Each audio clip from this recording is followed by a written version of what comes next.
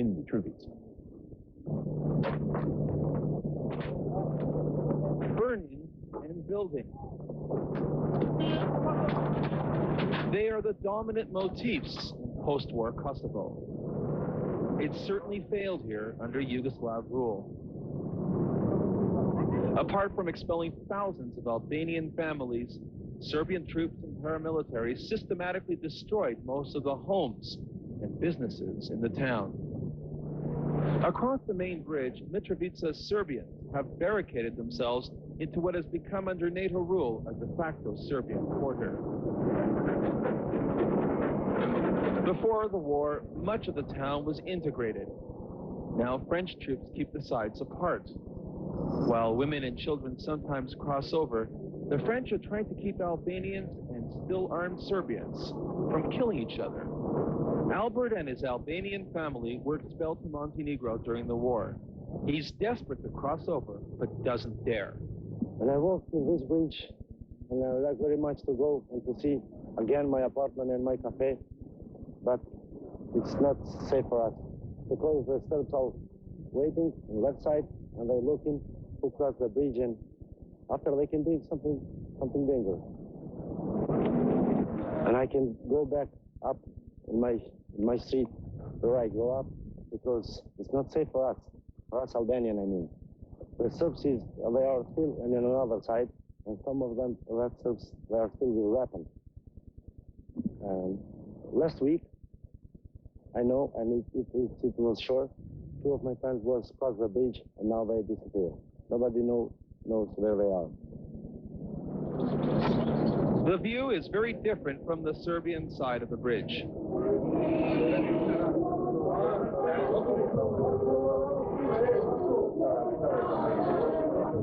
Music blares out from the La Dolce Vita Cafe. Serbs try to relax and at the same time keep an eye on the bridge. Life here has very little of the sweetness described in the cafe's Italian name. The Serbians watching the bridge are mostly looking for company. Many have light weapons, but they keep them out of sight of the French paratroopers. Albert owned what was once the most opulent bar and cafe in Mitrovica. It was a very expensive cafe. Most of the beautiful cafe in the city. Now it's all destroyed. It was some Serbs. I don't know, it was police or civilian. They go into my cafe, they destroyed everything, stolen some good things like studio and satellite and other. I feel very sorry because now I don't work nothing and I don't have money to rebuild that cafe, and I know what's going to happen in the future.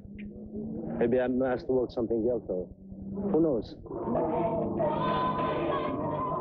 Neighboring Serbian restaurants were naturally spared Albert's ethnic cleansing and destruction. Outside of Olga's home, Violetta and other children are singing and playing.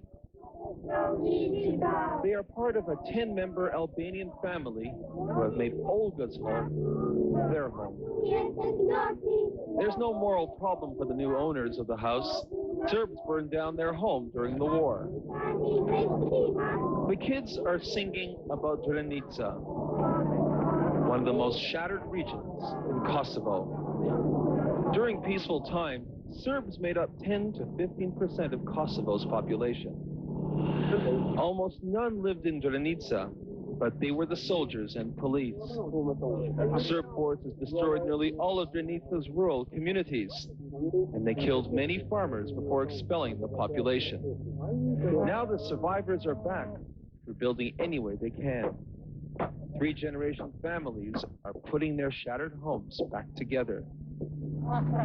Before the war, Kosovo's per capita domestic output was only $400 per month. Unemployment was over 35%, mostly higher for the discriminated Albanian population. After the war, they are trying to rebuild with even less resources. Farming is the principal industry in Drenica, but with the population expelled during the crucial spring planting season, there'll be no crops for a year. NATO forces are keeping the population alive with food rationing and donations from aid agencies.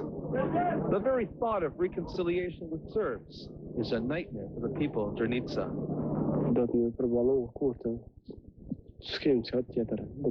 We have survived precisely because of what the Serbs did to us.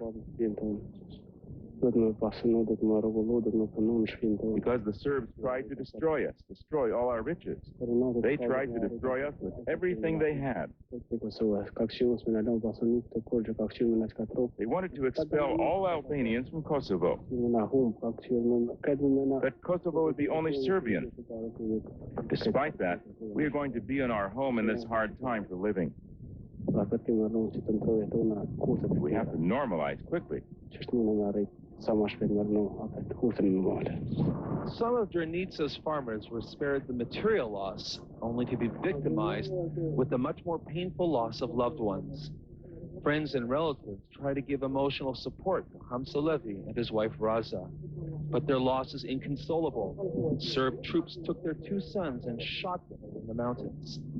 The fact Serbs spared their son's bedroom is almost a cruel and an agonizing reminder for Raza Elezi. Such personal loss makes coexistence with Serbs virtually impossible for Albert's friend, who's hosting his family, and the neighbors in Mitrovica's Albanian quarter. Finding your children in a mass grave may be terrible.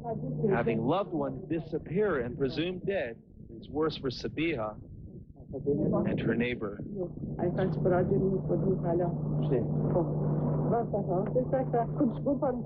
Albert is trying to give them hope against hope that Sabiha's brother Saladin and the neighbor's son Nuzir will somehow be found.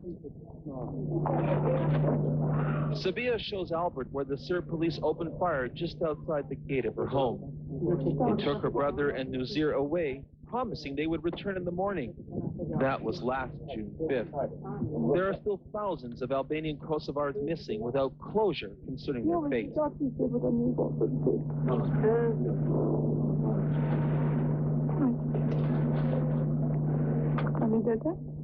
Sabiha sees little children.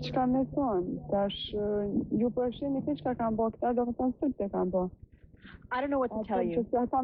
Everything they did to us, Serbians did it. If those that are innocent think they can live here, we can also live with that. But they didn't leave here a place for themselves to live, a right to live here. And you can see they ran away. If they feel clean, they can stay. Of time and little money, Albert allows himself the modest luxury of a barber's shave. Fazli Kupriva can't believe his luck. Less than 6 weeks ago, he was being tortured in a Serbian jail. He then fled to Albania. No longer a refugee, back in his barbershop with his friends.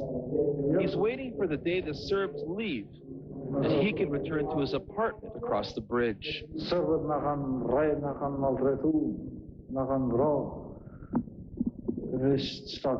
Serbs beat us, tortured us, but now we are released. And slowly they are moving from here. They closed our schools, didn't let us work, didn't let us survive. They beat us, they stole from us, and they killed us. Now they have to get out of here. Those words make the Serbs dig in deeper at the Dolce Vita Cafe.